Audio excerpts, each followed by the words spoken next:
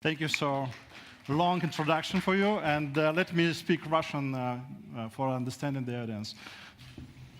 First of all, I'd like to thank everyone for finding the time to attend my masterclass. Yes, for quite a long time I've been in media business in different qualities. I'm going to be 40 soon, and 20 years of my life I've dedicated to the theme of communication, PR, advertising, and I know from within what media is. I worked on different media projects starting from the time when I was leading in late 90s newspaper youth, ending a TV studio and content production company. I have a TV channel that was broadcasted on Alma TV network. Today I'd like to talk to you about transformation of media, what is convergent journalism, and what we should be prepared for to clearly understand the trends currently happening in the market. I believe this will be relevant to anyone who sees themselves in media or journalism. First, I'd like to understand the audience, and please raise your hands, those people who consider themselves to be journalists. Thank you. Now, please raise your arms, those who have their own Telegram channels, social media channels. Thank you. You know, analyzing the market of media in Kazakhstan and generally in CIS countries, we often see this kind of picture. Currently, the media market looks very much like a cemetery where people crawl out looking for jobs. And the problem is not that this market is completely dying off. No, it is transforming, and not everyone has an understanding of business communication today and where that story goes to. And of course, the first corpse is print media. Are there people from newspapers here? Please raise your arms. My condolences. According to analysts from media, this market is dying off and will die out soon, and there are a lot of trends that we see in the market. The next corpse is the original TV channels. Currently, fighting for traffic, fighting for audience is hard for the media that don't have government or subsidized support. That doesn't mean who are not taking any measures in convergence and digitalization of their own content.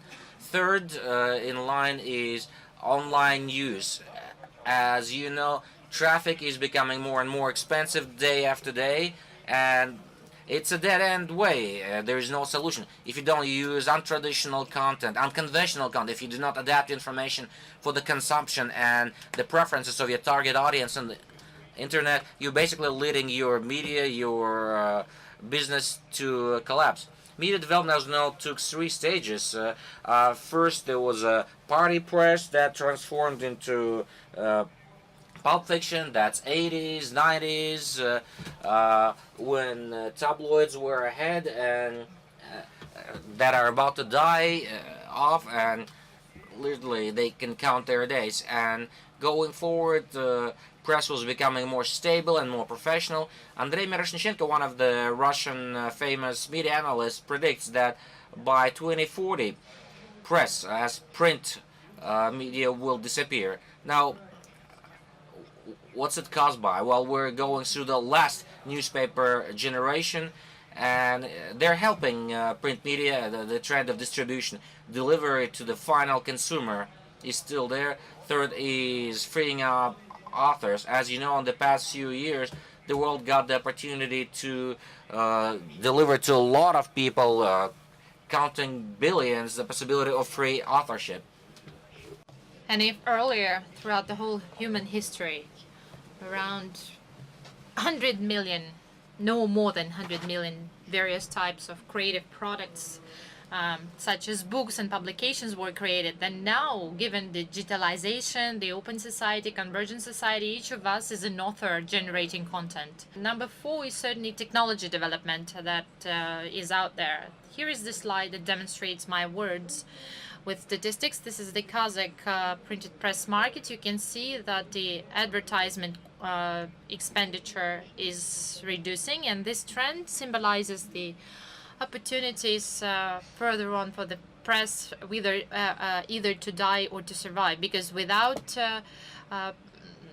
advertisement, this type of press is not possible. And here is the trend of various types of formats of magazines and newspapers. What we are seeing is the incremental reduction of circulating numbers of various types of publications in various countries, and we can see that there's lots of publications that are being terminated in the country. What are the factors contributing to that? First of all, the press, I would say, is struggling to survive, most of it in the market. Then magazines change their owners, there are some new publications that appear out there. However, most of them leave the market. And the next one, the next factor is certainly the lost advertisement budgets, 20 to 30% annually. Nothing falls down as quickly in Kazakhstan as the printed press in Kazakhstan, just like on the global level. And therefore, one might say that anyone who is still working for the printed press outlets, think about your jobs in the next 2 or 3 years. You'll have to make that decision. Then there are two questions, I would say: whether the total press will die, or something will still remain, or there will be whether this will be the death of newspapers or the death of the journalism. I would say that there are two formats that are still afloat at the moment: the luxury format, anything related to the premium information and business audience information, is still alive, and the second format and the business publications. But based on the editors-in-chief's opinion, they're more comfortable about being on the internet, and I would say the most popular newspapers, business newspapers, are in demand on the airplanes of Air Astana, I would say. And then another one, the death of journalism. Alexander Lyubimov, a famous media figure and expert journalist, commented very well on this. He says that the epoch of journalism has come to an end. There are all just stars on TV and internet. The rest is propaganda. So if we really read this carefully, then it becomes evident how strongly the media habits of our society have changed, how strongly the press has been transformed. I'm not talking about the print media only now, but all types of media outlets. So what is going to happen next with TV? Pay attention to the slide. This is the TV viewing practices in Kazakhstan in 2015-2017. You can see that TV viewing of the most popular TV channels in Kazakhstan is dropping. Why? Because there is redistribution and defragmentation of audience based on the content consumption. And TV used to be for everyone, answering the demands of almost any audience. Now TV, I'm sorry if we have some TV colleagues, is divided into low-educated regional audiences, and the television channels try to adapt their content to that. The youth is not watching TV. This is not a secret. Video content viewing trend is tied to internet for the younger population, and there is no TV coverages and ratings anymore. At the same time, one should understand TV set is a medium for people or in the age group of 55 plus. If this is your target audience and you want to get that, then certainly you need to use TV. And we can discuss about the efficiency and shares of coverage by different TV channels, but at my point of view, this slide shows pretty well where the Kazakhstan population is. You can see that the younger people are online. And the trend in Kazakhstan with regards to media consumption on the internet, the most active internet audience is 45 plus. We see mothers and grandmothers on the internet. They're trying to get acquainted with this medium. They're trying to generate their own content. And if my mother used to criticize me for spending a lot of time on Facebook, then now my mother generates 3 to 4 Instagram posts per day, and I cannot catch up with her. And you see, this is not a trend related to my family only. I know that the adults, the adult generation, is turning to habit their practice of getting acquainted with the internet. What about TV consumption? The picture when we see the whole family watching TV is outdated. TV is being watched in the cross media consumption when you have your notebook, your phone in hands, And at the same time, this is confirmed by the statistics, 43% of TV viewers are watching TV and navigating through the network, and about 29% are talking on the phone or sending text messages in parallel. So TV becomes some sort of a background medium when you're consuming other sources of information in parallel with that. We used to say that we have two screens or three screens. Remember, there was this 5 screens theory. We were saying that 5 screens is a must-have for any TV communication company. I should tell you that the world has changed, and now we are at the stage of 6 consumption screens. So if you are preparing the content, and you need to make sure that your website, for instance, can be used on 6 types of screens: desktop versions, mobile screens, or tablets, then smart TV, and the opportunity to be integrated through such services as Google Chrome, the portable content, because such companies as Apple and Samsung produce lots of gadgets that are portable, and you have a screen there as well, and it needs to involve or engage your target audience as well. When you create some sort of a content, you always need to think about your content corresponding to the demands of the modern world and the 6 screens. What is available in Kazakhstan? Well, I should say the 7th channel, in that regard, in my point of view, have been able to establish the unprecedented story when they launched the 2nd screen for their show, If You Want to Become a Millionaire. The idea was that in parallel with the broadcast on air, it was possible to play this game, answering those questions at home using a special mobile app. Now, when you go online in the morning and you stop using it in the evening, you consume 12,000 messages per day on average. This is very evil and very cynical. When you are going on the home pages, then you understand that based on the RTB technology, around several hundreds of advertisers are fighting for you. You don't notice that because it takes shares of seconds. However, the algorithms of modern media on the internet are tuned in such a way so that they would show you the things relevant to your interests, relevant to your positioning. 12,000 times per day we watch different types of headlines and commercials, which is a lot.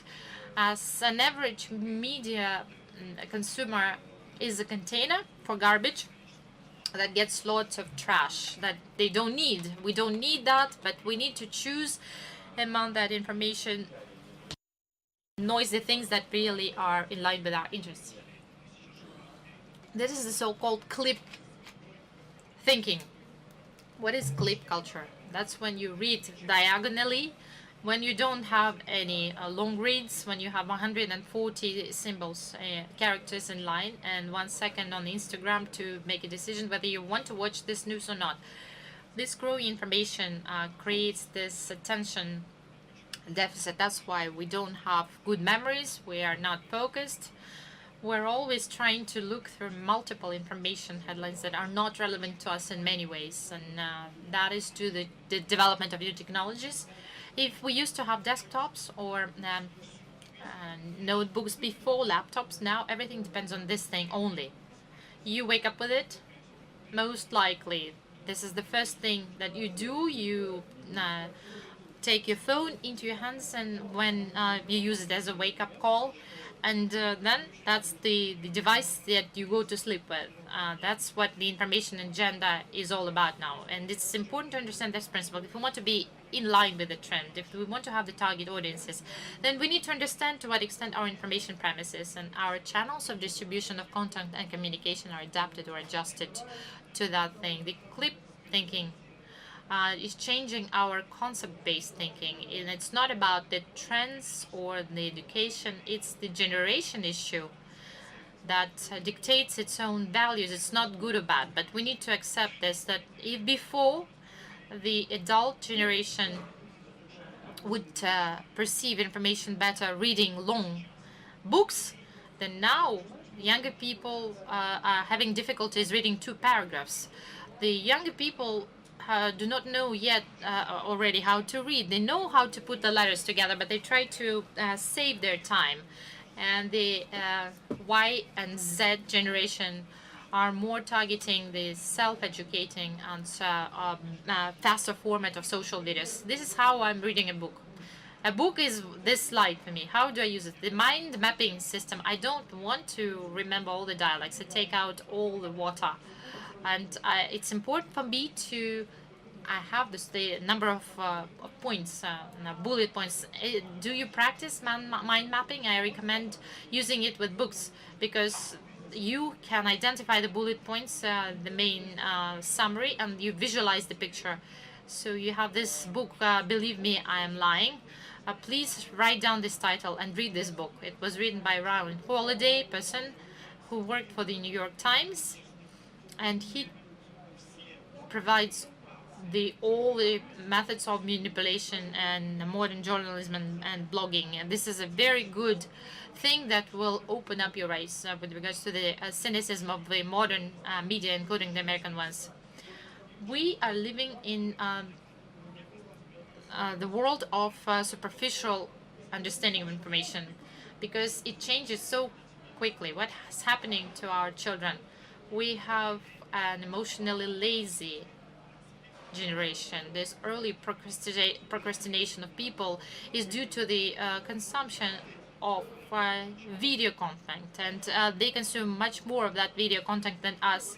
It's not bad or good, but when my 5-year kids decided to have their blogs, I was not surprised because the children on the internet show how to open up a Kinder egg, and they get the likes, and therefore they have new heroes for those video blogs, and they monetize their skills. The level of revenue of those kids. I have some of the acquaintances who talk to one of the bloggers, a la Mr. Max, if some of you have it. So the level of revenues for those boys and girls is about $20,000-$30,000 every month, because they provide 2 or 3 videos per week at least. And this is a cool option for monetization, and it's a good option to turn children into media. I'm not urging you to do it as adults, but children feel that there is a big demand for that. We are going through the epoch of the first digital generation, and many people would get surprised that a small baby, once he starts playing with an iPad, then he knows how to use it really well. Don't be surprised about this. This is a part of the modern reality, and we just need to get used to that. In Kazakhstan, we have over 2.8 million people like that who have not yet reached the age of 14, but these children do not imagine any other life without internet. They know how to define what is good and what is bad for them to watch on the internet, and you cannot deprive them of their iPads. Many people hear pretty often that their children go on the internet and they spend so much time on YouTube. I will take their iPad away or telephone away. And this issue became relevant to me at some point because my children are tied to YouTube, but stay connected very often as well. And when I did some research, I realized that I shouldn't do this, because the psychologists believe that if you deprive your child of that video consumption through a smartphone, then this is a great stress to him that might result into some sort of a complex later on. Try to be selective about restrictions. Certainly, you need to watch what they're watching and what they're consuming. And videos certainly might help you, because there are lots of good fairy tales. My children use an audio fairy tale when they go to sleep every night, certainly, which is not bad. Now, a couple of words. Do you know about the generation theory? Not to spend time on that. Just very briefly, the generation theory is in fact the basis for developing content for various types of age representatives, using the understanding of the main key values of all of those individuals. Let's take baby boomers, for instance, starting with 1943, then the millennium, and the internet generation. The millennium generation, those are the people who were born in 84 to 2000, and they become the workforce in the world. Those are the biggest spenders in the world. they consume most of the content. And if you are targeting those people, then you need to look deeper into their values. You cannot be feeding the content that you are going to feed to the baby boomers, for instance, which happens pretty often. I can see terrible ways of creating content and adapting the press releases for the regions, for instance, for the provinces, for the remote areas, or some long articles about nothing when people are trying to sell that are not interesting to anyone. Every one of us who's trying to select content on the internet is trying to make a judgment regarding its usefulness. I open up a link and I pay with my time. That's the currency that I'm using, my time. If you want to be paid with time, then certainly you need to think about it and package it in such a way so that it would be in demand. I'm not talking about the Z generation. Those guys consume content in a super condensed way. Long reads will not work. Three things: this like the engagement mechanics, the video formats, and some sort of moral or monetary motivation. So try to see how your outlet or your content is in accordance with that principles. You can manipulate the values of your audience. So who gets to success? I'm talking about the media personalities, the personalities who are able to combine the conceptual and clip thinking, those thinking people who can in fact use both without those formats. Who is that? Do you know this person? Who knows this person? He writes books. He can be hyperactive within the framework of his own companies. He's very interesting in terms of social media content.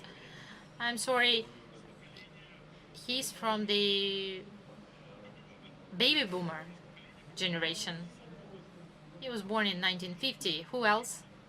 Tinkov, a well-known Russian businessman who promotes digitalization of businesses, who created a digital bank, who writes books, and who is on social networks and so on and so forth. The journalists, he is not, it's a controversial personality, but Durenko does things that the majority of journalists don't do in Russia. He creates really cool, provocative content. And when I worked on TV, I can remember that we had the editor-in-chief from NTV, Elena. She always told me, learn from Durenko, you speak way too fast. You can see that, right? Durenko knows how to make pauses. He can make such pauses on the air that nobody else can do. He would do the longest pauses on air. Now he has his own video blogging, and he's the editor-in-chief for Говорит Москва radio station, and any content is all of his is very interesting because it's deep and it's in demand. It responds to the values. So now let's see the development of media. 38 years were required for the radio to collect about 40 million people in its audience. 12 years were required for that by to TV. With internet advance, everything went faster. Facebook 5 years and YouTube 0.5 years.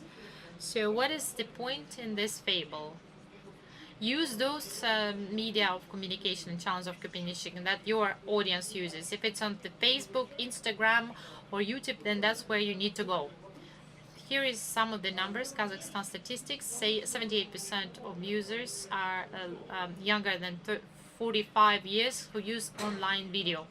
All the 35% of them are watching it every day. They're on the internet. They're watching YouTube. 82% use their smartphone while watching TV.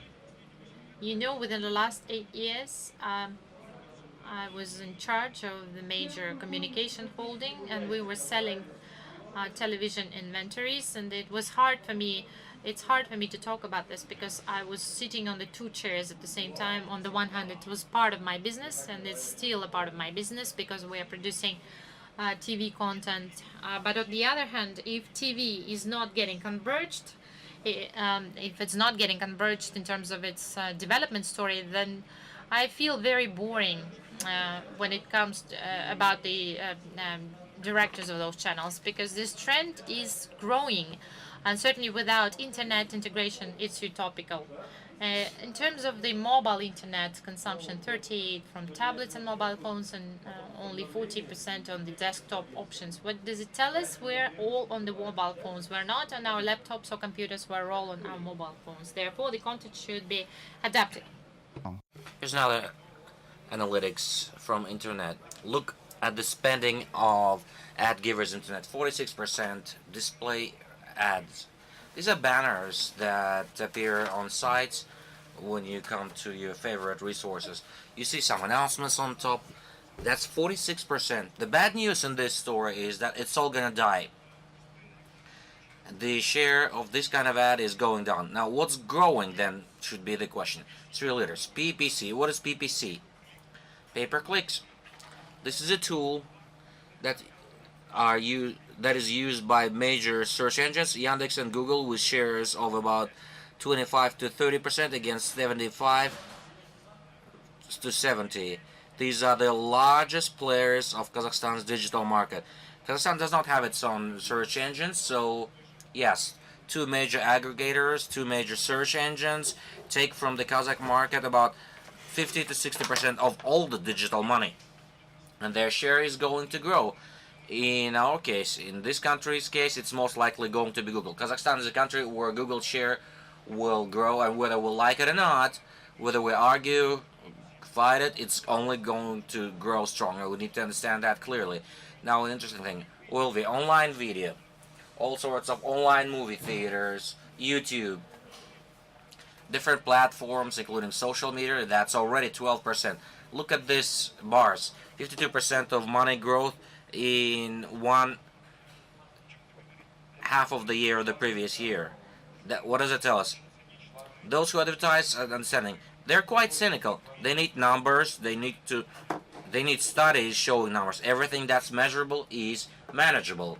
So ad givers realize it's 12%, but after a while it will double. And in that sense, online ads in video are becoming very demanded. Now, different formats in Kazakhstan. Of course, first of all, YouTube, with 79% of internet users starting from the age 18 consume YouTube, then Facebook, then Yandex, and so on. First local platform is number 6 with 15%. 35% of internet users in Kazakhstan visit YouTube daily. It's a great instrument, right? Great tool, so that your news are there. And if you haven't been doing your strategy in YouTube before, I think it's time to think about it. So what are the YouTube categories popular in Kazakhstan? First of all, it's music. In Kazakhstan, YouTube is known for its music channels. So it's entertainment and television. But pay attention to other categories, please. Learning, TV shows, culinary or home videos. So the niches are quite available, and these bars tell us that there isn't much content by Kazakh bloggers, by videos. So there are a lot of free niches.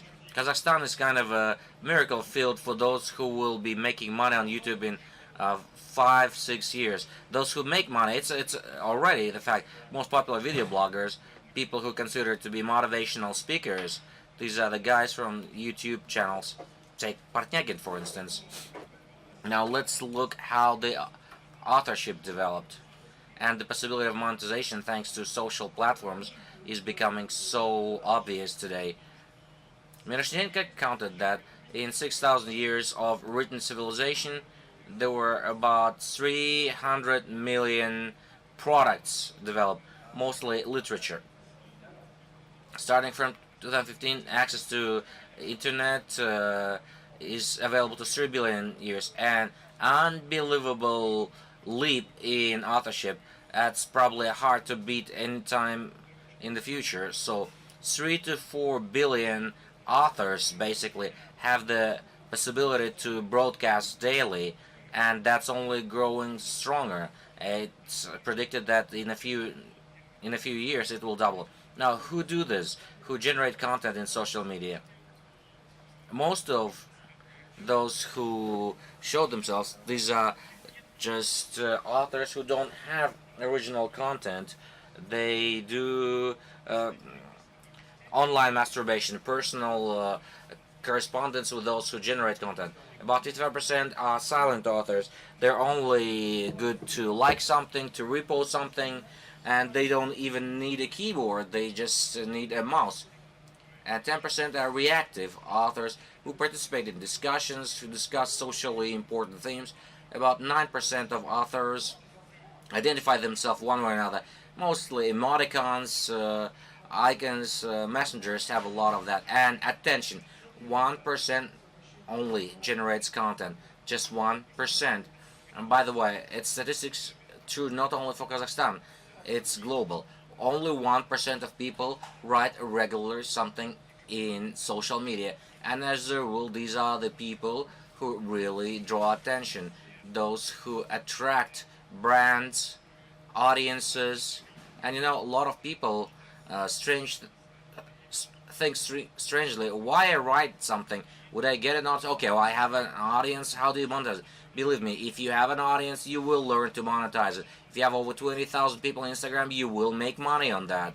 You will understand how to do that. You'll just reach that performance and enjoy that. You can make money without going to work at 9 o'clock and leaving the office at 6. You can be on the beach. That's a great format for making money for those people who have the creative capacity, who can generate creative product.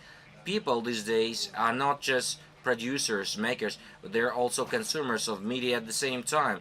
These are basically same people. So people who create content, they also consume it.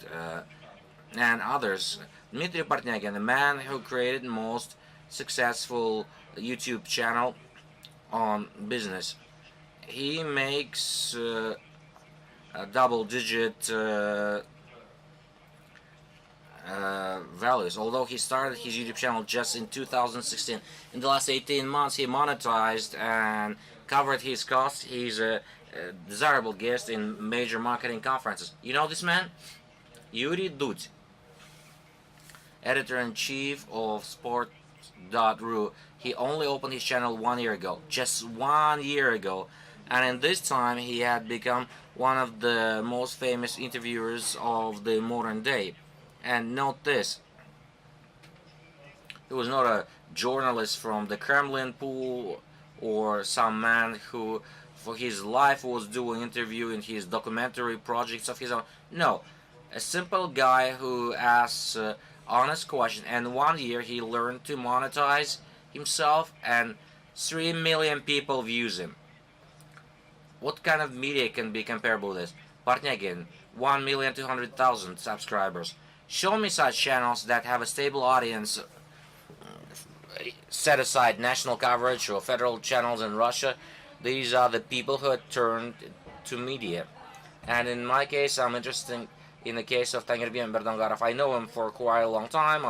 In 90s, when he was in the lower house of the parliament. But the interesting thing started for Tangirbin after he left the parliament. He started his YouTube channel and started working on social themes. He took the niche of social engagement as a blogger who started openly talking about problems in utilities, about social problems, housing. Currently has 115,000 subscribers, and he's one of the most formal YouTube bloggers of Kazakhstan in the segment of social themes. Now, did it generate any revenue for him first years? No, and it won't. If anyone wants to create a channel, you should know that the first year you'd only invest in it. It won't generate you anything, but from the second year YouTube develops well. If you have systemically good content that really flies with the audience, you will make money with it. Because I'm sure even Tangirbin, if getting advertising from him will cost you more than 100,000 tenge, few of those actually. Now, what do you do when you start content making? First of all, it's an issue of format, and maker format is becoming most demanded. Let's dig it. Where did it come from? What existed before? So-called fast and fun emerged on MTV when it would show successes of celebrities with entertainment on that. Fast and Fun started quickly pushing out thinking, the long form reading, and that trend is unstoppable. Yes, of course, Twitter was the killer with its 140 symbols, but you should understand that currently people spend too little time in Instagram to really read anything, while before those were just pictures and some text, and texts were read. But we should note, no one reads this. Who reads the text of Instagram messages? Are there any? Well, you swipe and you read what it says. You just look at the picture and you like it or dislike it, or you just skip it. You read, okay, 1, 2, 3. Congratulations. But in the nearest future, I think there will be so much content that you simply will not have time to read every word there. But you shouldn't say that in Instagram, transformation is taking place as well, and it has to do with the stories format. Who uploads stories? Smart. Well, stories rule. As a marketing person, as ad person telling you, they rule, they sell. And if you think to monetize any of your products, use stories. We stories sell tickets to our conferences. Contemporary media today should be based on 3 fundamental pillars: interactivity, hypertextuality, and multimedia. What is hypertextuality? Hyperlinks on in any of your material. People in internet have certain patterns of behavior, and it's just the case that people surf on the internet. They jump from one link to another. It could be a source of information, it could be materials that are relevant for this theme, or continuation of that information. Use those hyperlinks for your stories, because that will certainly generate traffic for you and will provide additional opportunity for traffic. And multimedia, that's clear. Interactive formats, presentations, anything that you can do, put it in. Now, when we're talking about the target audience, we should understand that there is no more loyal supporter than those participants, members of the audience who are always engaged in your content. And in marketing, we use lots of instruments to create the so-called engagement mechanics. We understand that those are the same tools that might be used for journalism, because it's the same point. The text is the same, the internet is the same. So if you have such people, take care of them, talk to them, communicate with them. Very often, many modern journalists not using email marketing instrument. Why? It's a cool technique. How do we send letters to our viewers or our audience? Limited liability company such and such invites you to. Why? You need to have some sort of a personal communication. I'm such and such editor-in-chief. I would like to invite you for this and this. For instance, I was flying out at the airport. I was trying to come up with some of the texts. By the way, don't forget to watch it tomorrow. So give them the reason to watch you, to consume your content, and they will be even more grateful and more appreciative to you. Because the evolution of the media values is based on the 3 Ks. I would say that this is the process that is changing constantly. If we used to have connect, probably it's 3 Cs in English, connect, then the possibility for public response, and then we were fighting for the contacts, and then it turned into the issue of content. I would say that the issue of content used to be the principal one. We've always heard that content is the king and is the most important thing is the content. But ladies and gentlemen, I will disappoint you. Content is not the most important, unfortunately, thing in the context of digital reality. Content is unfortunately not important to many of the consumers. What is important then? What is important? I'm asking you.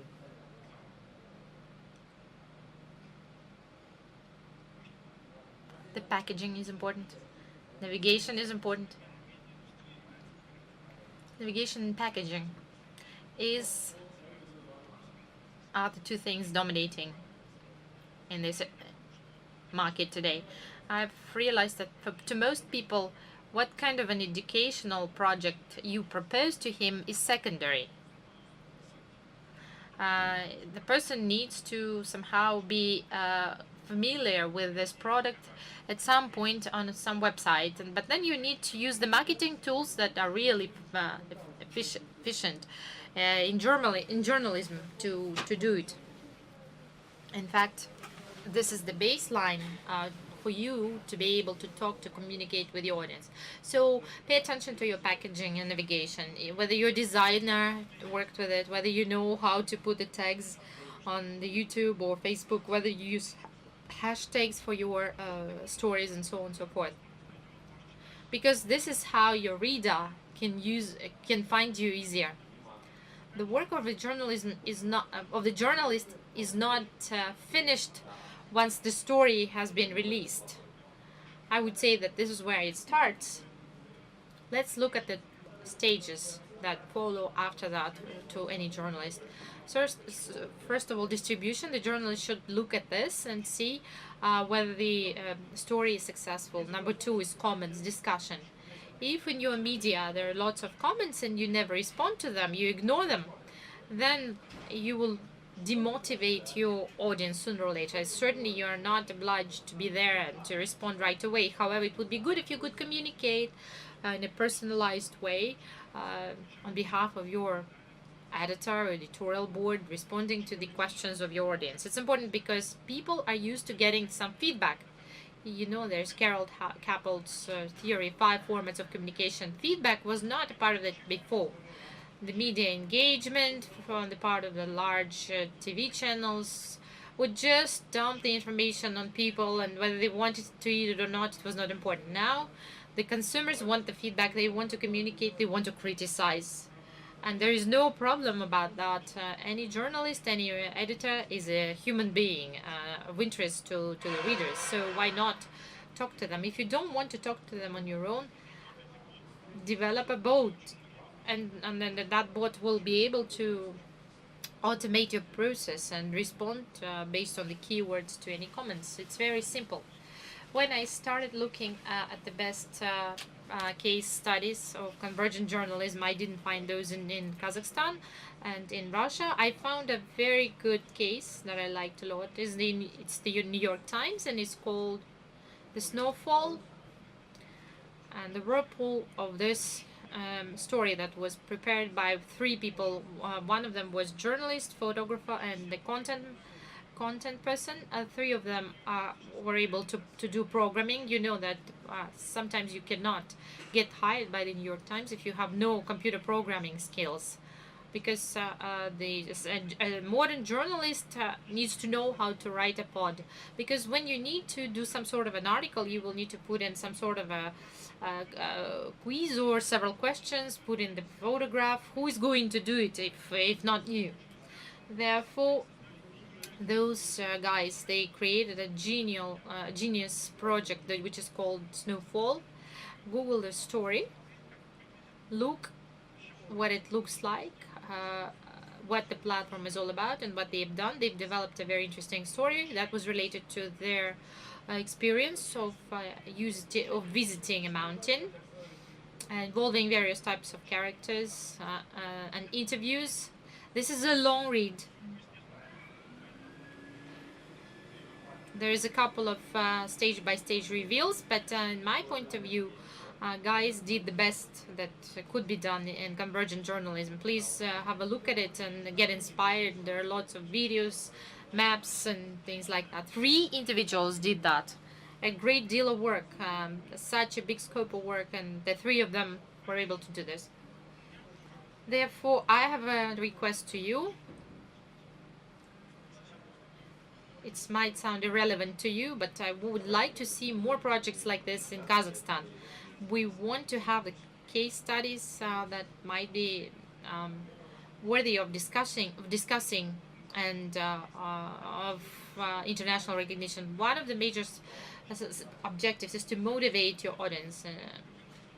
How can we do this? How can we attract traffic to the social media? There are several instruments and cases that are used. For instance, the Echo Moscow. Those are subject-specific fora and article-specific fora. When you develop a subject, a theme, and then you develop a story around it. Then certainly it's about organic traffic, but then you can certainly work on that. Then setting up the readers' profiles, in other words, to raising the virtual status of your reader. Different types of motivation and incentivization. You see different types of stars, awards and things like that. Number 3 is status, and this capability of publishing a status. Then providing moderators' rights to your readers. So I understand that given the legislation is rather difficult, but you might think how your readers might become your authors, and there are pretty many platforms that confirm that this is possible. Then this kind of lazy engagement when the readers need to make a vote or something to fill out some sort of a forecast or whatever, develop future plans depending on what's out there today. And of course, the cherry on the cake, the chocolate, so to say, the most valuable things that many of the people aspire to in media businesses. That's when you can give assignment to your readers. For instance, Forbes KZ. I have, thanks to the editors of Forbes KZ, I have this opportunity to publish my blogs. I wrote a lot of things in Facebook, and then I understood that the organic traffic on Forbes is higher, and I'm certainly motivated to write the things on that in that source, because you are getting the media consumer to generate content. Why not? Or the Bobo Gabrianov's app. He's no longer with Live News, but he created a new app in the United States. You can do a story like a UFO, someone hard hitting someone. You can sell this content, and maybe one of the federal international channels will show it tomorrow. And you can do it through Bobo, and this platform is getting developed really well. Russia today went into an agreement with them so recently, so this is a multi-million business now. One of the Live News projects looking at the negative facts about Live News, and nevertheless one should say that they have very progressive strategies. They have developed this capability of using their own content on mobile devices, so that anyone who wants to get the money could get the money. Like one guy was given a speech in Tashkent. They have a very interesting resource, Repost. It's a medium that pays people for their news stories, and those are very just pennies, not too much. However, they are remunerated. The whole fact when anyone can create generate some sort of an content and put it on some sort of an Uzbek site, then that's possible now. Next, visualization. Very often many editors think that if the text is out there, then it's enough. Any text needs to be warmed up by a picture or a video, ideally both. Here is the MASH resource. Do you know who is that? So what have they done, MASH? They put a video story, 1 minute or 30 seconds, related to any news, related to any story. It might appear to be long and expensive, however, it's not long and expensive. It's better to take a picture of this. It's called watchy.com, this resource. Total automation of video for any type of news in your video, on your video outlet. You can create a headline for any news that you have. The question is why? Why do we need it?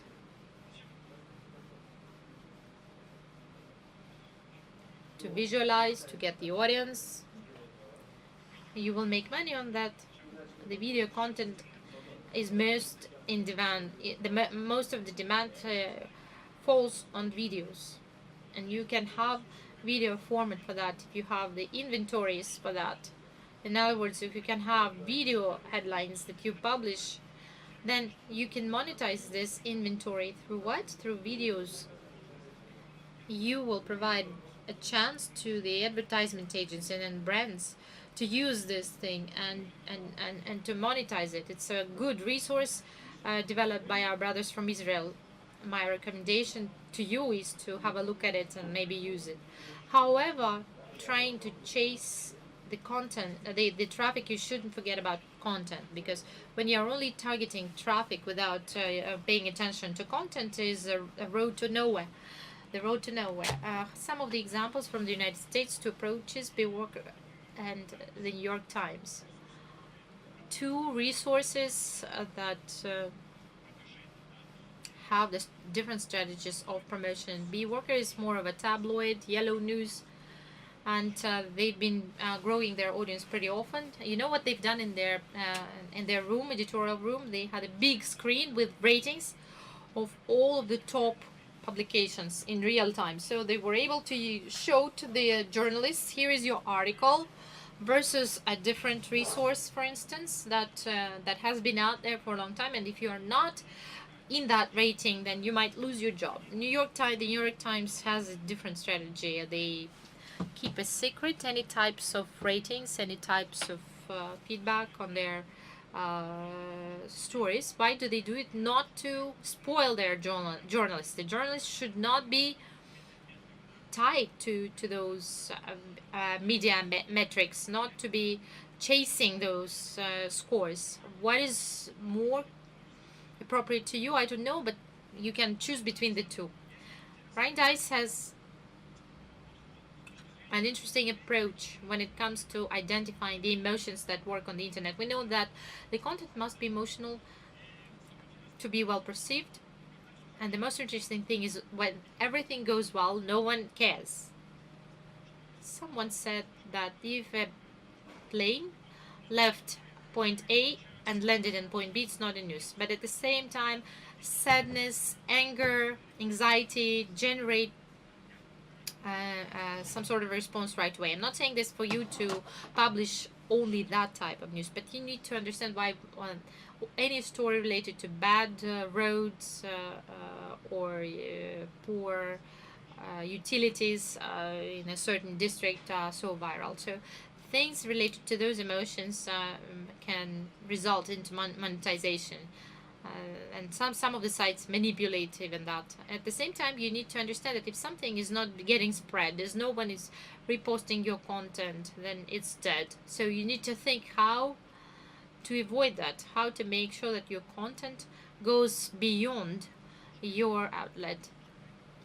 Talking about the scale of engagement, certainly social and media are the maximum stage of engagement. This is how the public, the general public, can support your content. So the medium hammer, I would say, is the worst story. You cannot put a hammer on, hit them with a hammer on their heads to impose your things on them. Those are things that are not in correspondence with the opinion of the majority. The role of a modern journalist is more about an animator in some sort of a vacation resort. This is some sort of person who is trying to work along various lines, some sort of a circus performer. Interactive journalism is when you don't have any emptiness. Any information should have lots of responses on behalf of the target audience. Other than that, if it doesn't happen, then the news that we're producing is not important, significant. And then we are getting the misinformation, and therefore the manipulation of media is very strong. One of the Ukrainian portals, stopfake.org, created this platform, well, certainly during the outburst of crisis between Russia and Ukraine, where they would have the most flagrant fake news, and where they would in fact reveal the fakeness of those news. So what they would do, they would use, let's say, a piece of information, put it onto a primitive block, use the link, put it into a different link, and in 3 to 4 stages this news might reach the largest media outlet. It's very simple, nothing of a genius for there. the story of working with fakes, targeting certain audiences, discredit your reputation and the market. So, what are the multimedia journalism skills that should be out there, and what do we need to know? First is the skill to create news with your smartphone. You don't need to have any cameraman if you're not a TV channel. Then you can certainly do without your phone. With your phone, I don't know why, but I was very much surprised by the guys from Uzbekistan. You know what they've done? One of the media outlet has guys with the backpacks, and they have 5 SIM cards in different smartphones, and they do live broadcasts from any location. They use special gadgets to be able to unify this torrent flow, not on one SIM card but on several SIM cards at the same time. How can we use it? What are the apps that are out there for that? There are some elementary apps, Report IT for instance, that enables you to decipher rather quickly your interview using audio, mind map, any types of maps of visualization. That's very convenient when you don't have time to put your lines, your paragraphs together. Pocket is a very interesting tool. I've been able to find lots of information on the network that I use for my thesis later, because otherwise you always try to keep your link, then you end up losing it. And your Pocket certainly addresses that. Perilacam, it's the professional footing Adobe Photoshop Express. That's when you process your pictures in real time. You don't need a desktop for that. You can use it with your mobile phone. And the writing journal, the fact checking, that when you need to check and verify your information in order to identify the true source of that information. I can advise the Media Metrics resource. It's very useful for blogging and informational agenda for today. It's in the rating of the most popular news of Kazakhstan. There's an option that you can target a specific country, this country, and decide 10 minutes, 1 hour, 1 week. So you have material that was selected that has most hype, and just need to connect it to your own, and you get that going. Next point, working with text of different format. Very often it's accepted that there are journals that write long formats. There are Instagram journalists, but as a editor-in-chief, I don't know, does anyone use Glavred? Glavred.ru. It will clean up your orthography, your style, and will also offer you alternatives. Glavred works on neural networks and the possibility of selection of information based on AI, and it's a possibility of getting a robot to work for you. And graphical, it's familiar, everyone chooses their own. Let me talk about video and working on it. There's MVATA Market, where you can find a page called Video Hive. Please memorize this. Video Hive is a tremendous, humongous library of templates.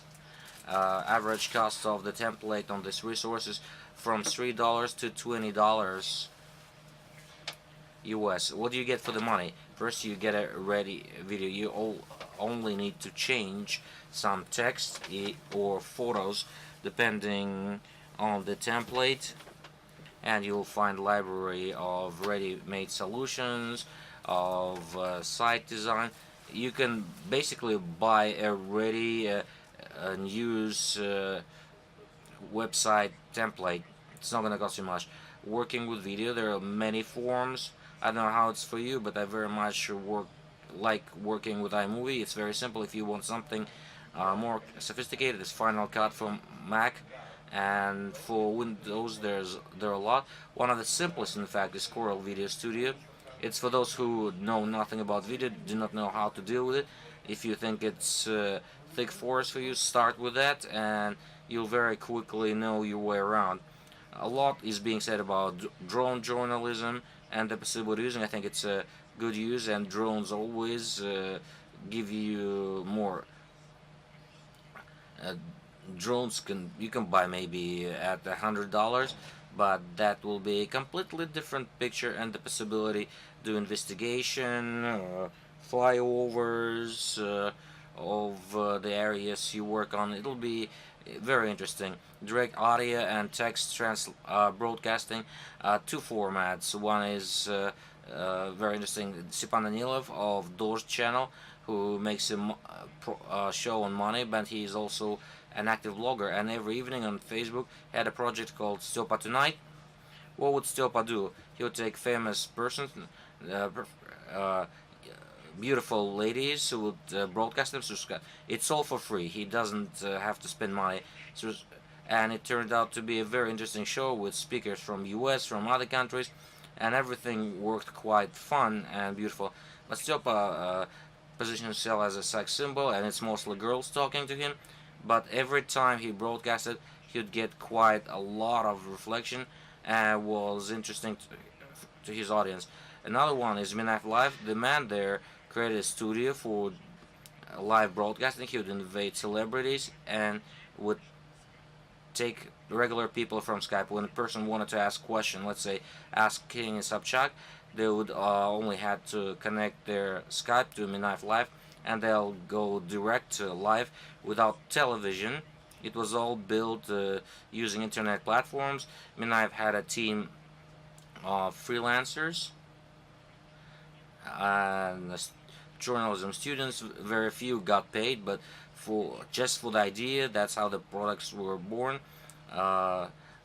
So he only had to spend for the studio. In the first case, though, it was free completely.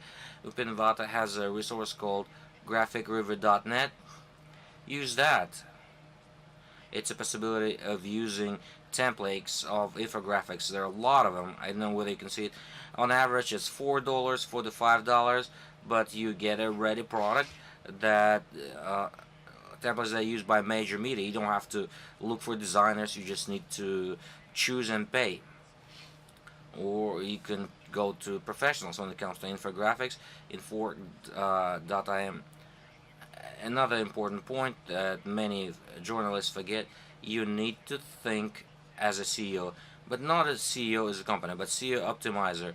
CEO optimizer is a person who decides what's in demand based on keywords and takes the semantic nucleus of the audience and draws it to the main goals of the media. How do you do that, and what is it?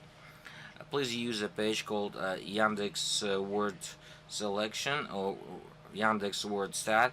There you'll find analytics on the most popular key searches in Kazakhstan, or if you need in Russia. In fact, you'll answer yourself, get an answer for yourself as what is of interest for target audience, and simply put in the words and see the response to that. Yandex Word Stat will replace a person who will come up with headlines, because using keywords in this rating, you would immediately get additional unlimited traffic. Second point, mirror links. It's used also by SEO optimizers in site promotion. Mirror lips has several subpages, mirror text, and so on. You know that in order to create hype around your news, simply one link for your own resource will not cut it.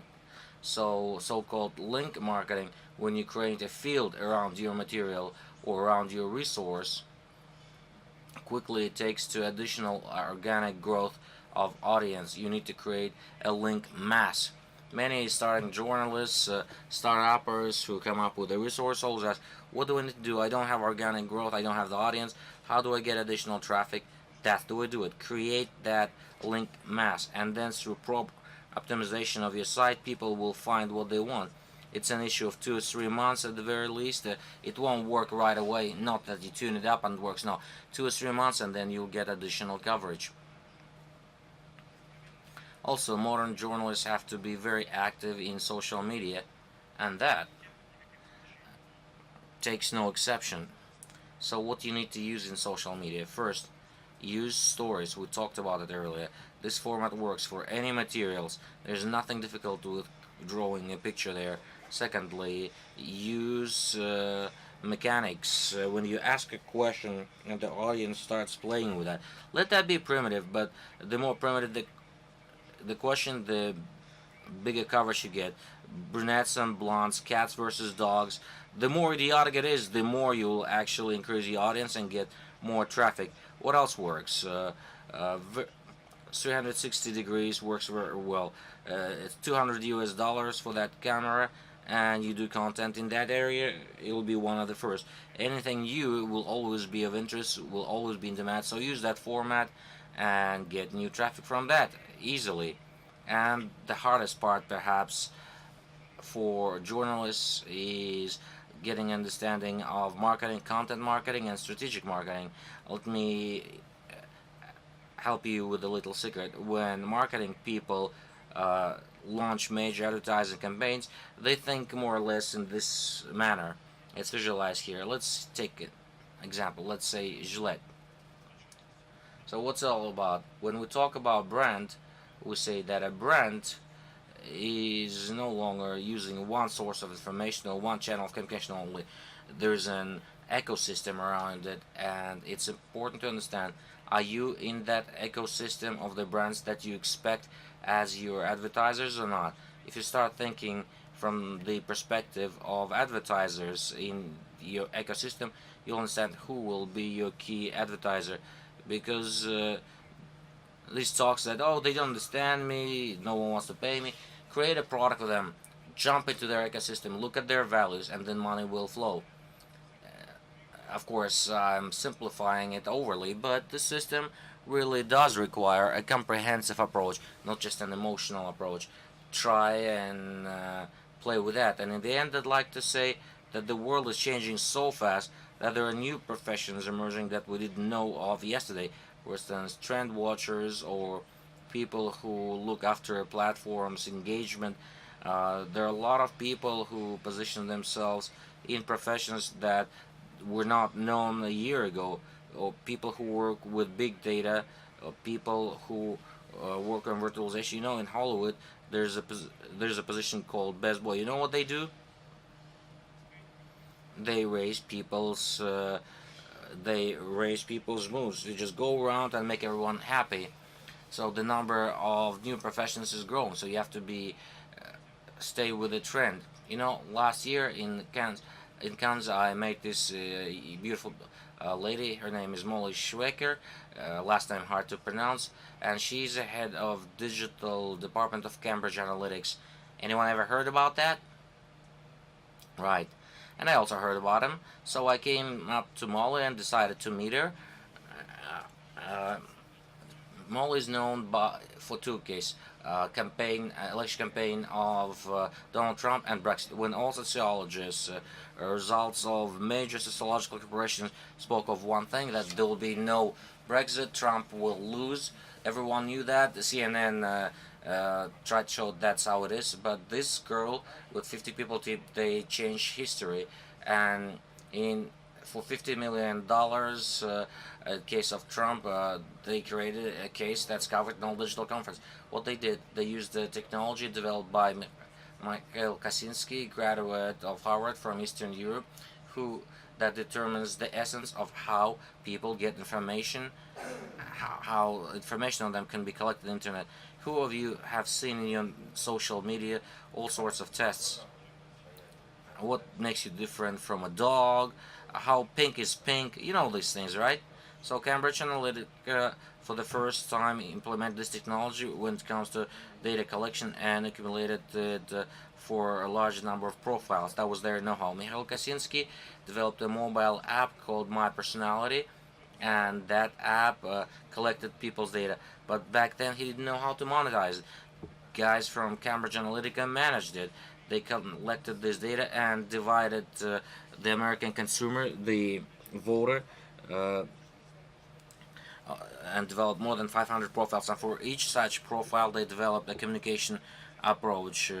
Racists would be told that Hillary Clinton supports the latter. Mothers would say that she will never social programs go down. And it's a very interesting concept, because Kaczynski at the time said that in Facebook, by 10 likes, learn more about your colleagues, about your friends, about your parents, and the number of likes is important. I'll tell you actually more than your wife or your significant other would tell you about you. And the basis of that concept is based on a narrowly targeted profile approaches by the acronym of OCEAN. OCEAN being the privatization of consumer patterns. It's a very narrowly broken down interests of consumers for measure blocks: openness, kindness, extrovertus activity. So based on this in-depth knowledge, using neural networks, guys from this digital agency managed to get their customer to the perhaps most important office in the world.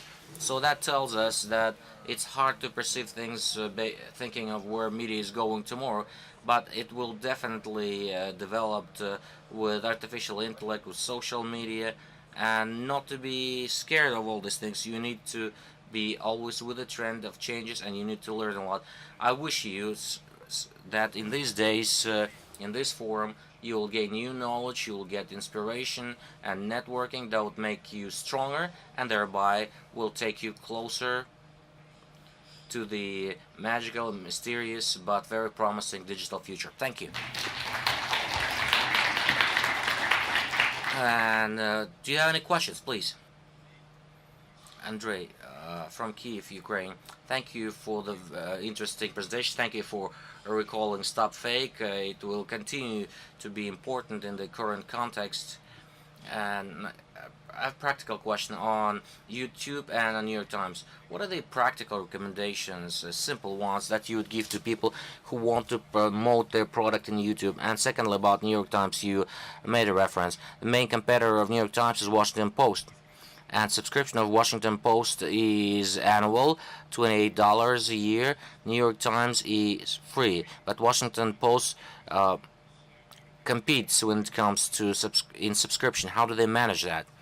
Well, let's start with the first one. I think it's based on quality of content. And secondly, subscription for our society is questionable. If you move the story, American story, in our reality, I can say that pay for subscription was worked on for a long time, and we had discussion from Natasha Yelisseyev of Authorship channel.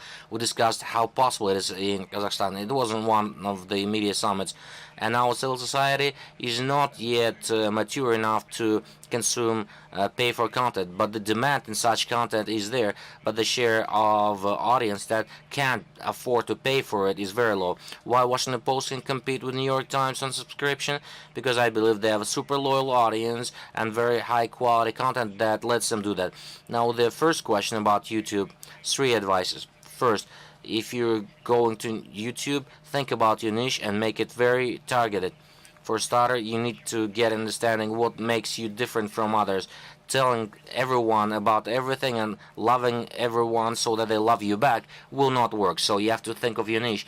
Secondly, you have to be systemic. Your videos have to be systemic. You have to have a content plan and make it and give it a year. That's the period of systemic work that will show whether your content is in demand or not. At least of those who've done these 3 things, of the people I know and know of, I haven't seen failure project, because YouTube will swallow anything. And there's still content in demand, and not everyone has taken it. Mauricio Ruiz from Belgium. You mentioned this fantastic form of writing articles called convergent journalism, and you gave the example of Snowfall. Yep. But you said it was a long read, so I was thinking this is going to be attractive to baby boomers and Generation X, but not for Y and Z. So are we interested really in going towards this kind of journalism? Or You're asking regarding just Snowfall, or yes, Snowfall. Well, this because Snowfall is a long read. Yeah, sure. So yeah, it's clear for me. For my opinion, the content of Snowfall is really relevant for the basic audience of generations. So I think that it's very interesting regarding the videos, mapping, and it's really long form reading. But I think that mostly for the millennials, it will be absolutely sensitive, and I think that these guys from New York Times, they created the content at the same time for the several of generations. That was a perfect and fantastic case. Thanks. Добрый день, меня зовут Искандер. Good day, my name is Iskander. I work in digital marketing and as one of my areas. My question is on fact-checking of any kind of information. Everyone knows that currently U.S. is preparing sanctions for Iran, and the information is coming from two sides. There's information coming from Iran and information coming from U.S. And at the same time, Kazakhstan is starting very strong partnership with Iran when it comes to trade and other dimensions. Business forums are being established, but clear, accurate information as to what's happening, what exists currently on from the Kazakh side or from the Iranian side, we don't see that. And how in digital marketing or any digital news publications, how do we determine what is the accurate information to continue working to develop our business? Let me ask you a question. You speak English? Yes, I do.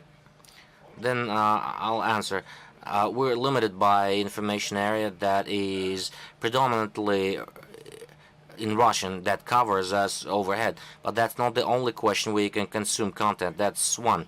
Secondly, even if you consume content in Russian, or if you are close to that, maybe try Farsi, but I would recommend using different sources of information irrespective of the language environment, because that will immediately open up the space and variety of sources. In Telegram, there are over 120 channels that you can select for a set of different things to verify content and get it from different sources. So there's one principle: look for information not only in Russian, that's for one. Secondly, try different source of information, and predominantly not of the country where you reside. Then you'll get an overall picture. Because with Iran, it's a really sensitive thing. You can't say that the specific content is true and accurate and only one angle, because Iran here is one thing. In Kazakhstan, if you come to the Emirates, you will see that Iran is just a beast from hell, and the country is positioned completely different. And the same you'll see in America. You know, when the story started with Georgia, at the time I was in Spain on vacation. I was looking at this conflict via CNN. It was a completely different picture. When a plane was shut down, I was looking at that story while I was flying from Europe on BBC, and there was a completely different picture there. But when you start verifying things and comparing data using completely different sources of information, right, you get something in the middle that may claim the truth. Thank you. Thank you for the lecture today. It is very valuable, as I would say it's worth a whole semester of lectures at the university. You showed a very interesting chart based on generations and so on and so forth. So the faster the information technologies are developing, the younger we become, so to say.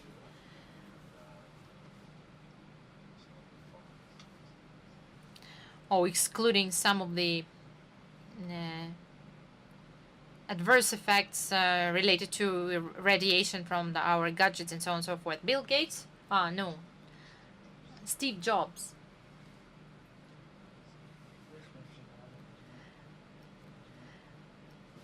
Prohibited using those gadgets and computers to his children. He forced them into reading books.